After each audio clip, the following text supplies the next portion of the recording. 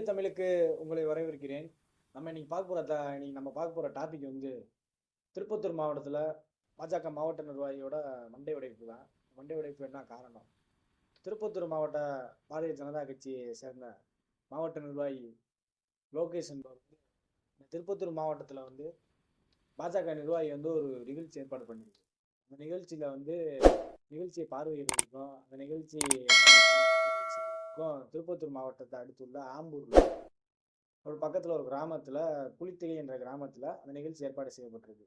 இந்த நிகழ்ச்சியை வந்து ஏற்பாட்டாளராக வந்து அந்த மாவட்ட நிர்வாகி இருக்காப்புல. அந்த மாவட்ட நிர்வாகி அந்த ஏற்பாடெல்லாம் பார்த்து முடிச்சுட்டு அவர் ஒரு தாபாவுக்கு போறாப்புல. எங்க நம்ம ஆம்பூர் ரோட்ல இருந்து புலித்தெளி பகுதியில் உள்ள ஒரு ராஜஸ்தான் தாபால உணவு அருந்துறதுக்காண்டி இந்த மாவட்ட பாஜக நிர்வாகி சென்றாப்புல.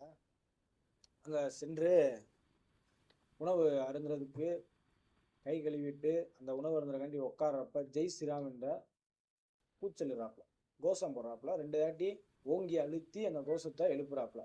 அந்த கோஷத்தை எழுப்பினோடனே அருகில் இருந்த இளைஞர்கள் வந்து அந்த பாஜகவை சேர்ந்த நபர்கிட்ட, எதுக்கு இப்படிப்பட்ட கோஷம் போடுறீங்க, மனசுக்குள்ள சொல்ல வேண்டிய வேலை, மெதுவாக சொல்ல வேண்டிய வேலை என்று இந்த முறையிடுறாங்க. யார்கிட்ட? நிர்வாகிகிட்ட முறையிடுறாங்க. முறையிடுறப்ப அந்த நிர்வாகி வந்து அப்படிலாம் சொல்ல முடியாது, இப்படிதான் கத்தி சொல்லுவேன் அப்படின்னு சொல்றப்ப இளைஞர்களுக்கும் அந்த பாஜகவை சேர்ந்தவருக்கும் வாய் தகராறு ஏற்படுது. அதுக்கப்புறம் அது கைகலப்பாகி இந்த இடத்துல வந்து பாஜக நிர்வாகி தாக்கப்பட்டு மருத்துவமனையில் அனுமதிக்கப்படுறாங்க. இப்போ நம்ம இந்த நடந்த விஷயத்தை பார்த்தாச்சு. இந்த நடந்த விஷயத்தை பார்த்ததுக்கப்புறம் இதில் நம்மளுக்கு பல கேள்வி ஏற்படலாம். இந்த விஷயத்தில் வந்து பாஜக நிர்வாகி செஞ்ச பல விஷயங்கள் வந்து நம்மளுக்கு எரிச்சல் ஊட்டுற சூழ்நிலையா இருக்கு. சாமானியனா இருக்கும்போது நம்ம ஒரு ஹோட்டல்ல போய் சாப்பிட்றதுக்கு முன்னாடி கை கழுவிட்டு உட்கார்றப்ப அங்க இருக்கக்கூடிய சப்ளையர்கிட்ட, வெயிட்டர்கிட்ட என்ன சாப்பாடு இருக்குன்னு தான் கேட்போம். பொதுவாக இந்த வீடியோ பார்க்கக்கூடிய யாரா இருந்தாலும் நம்ம கேட்கக்கூடிய கேள்வி, ஹோட்டல்ல போய் உட்காந்தோம்னா சாப்பாடு என்ன இருக்குன்னு தான் கேட்போம்.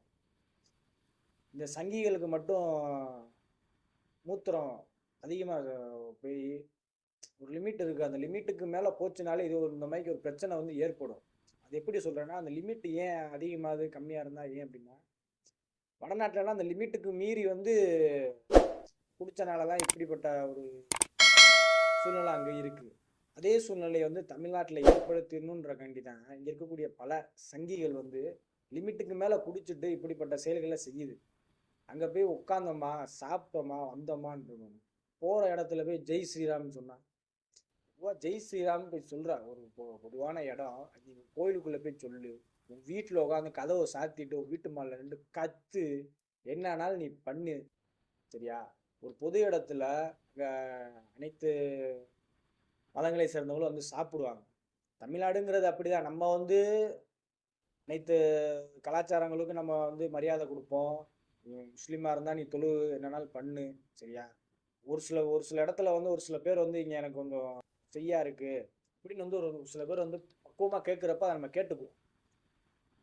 கேட்கக்கூடிய சூழ்நிலை தமிழ்நாட்டில் இருக்கும். இந்த சங்கி என்ன பண்ணிருக்கு, அந்த ஹோட்டல்ல போய் ஜெய் ஸ்ரீராம்னு சொல்றப்ப அந்த இளைஞர்கள் தான் சொல்றாங்க, அப்படி ஏன் கத்துறீங்க, மெதுவா சொல்ல வேண்டியதால, மனசுக்குள்ள சொல்ல வேண்டியதா சொல்றப்ப இங்கனாலே தெரிய வேணாமா, அது வாய் ரொம்ப பேசியிருக்கோம்.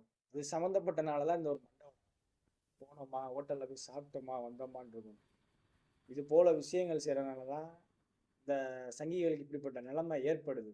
இதுவே வேற ஏதாச்சும் ஒரு கட்சியினர் வந்து மண்டை உடை அப்படின்னு சொல்லி பார்த்தோம்னா, அவங்க ஏதாச்சும் போராட்டத்தில் ஈடுபட்டு, இப்போ கம்யூனிஸ்டோ திகாவை சேர்ந்தவர்களோ இப்படிப்பட்ட ஒரு நிகழ்ச்சி மண்டை உடைப்புனா நம்ம வந்து ஏதாவது சமூக விரோதிகள் தான் செஞ்சிருப்பாங்கன்னு யோசிப்போம். ஆனா இந்த பாஜகவினர் செய்யறப்பதான் இந்த பாஜக காரே அங்க என்ன செஞ்சாங்க, சங்கி என்ன செஞ்சுச்சு அந்த இடத்துல, அதுதான் நம்ம யோசிப்போம். அதே மணிக்குதான் சாப்பிட போன இடத்துல போய் வாயை வச்சுட்டு சும்மா இல்லாம வாங்கி கட்டிக்கிட்டு இப்ப ஆஸ்பத்திரியில அனுமதிக்கப்பட்டிருக்கு. இது சம்பந்தமா வந்து ஆம்பூர் டிஎஸ்பி சரவணன் வந்து சம்பவ இடத்துக்கே வந்திருக்காப்புல. அந்த இளைஞர்கள் மேல வழக்கு பதிவு செஞ்சிருக்காங்க. அந்த இளைஞர்களே தேடிக்கிருக்காங்க. இந்த இதை பத்தி உங்க கருத்து, செஞ்சது தவறா, இவர் செஞ்சது சரியா தவறாங்க கமெண்ட்ல சொல்லுங்க. விடுதலை தமிழை சப்ஸ்கிரைப் செய்து பெல் ஐகான் அழுத்தி உங்கள் ஆதரவை தருமாறு மீண்டும் அடுத்த ஒரு காணொலியில் சந்திப்போம்.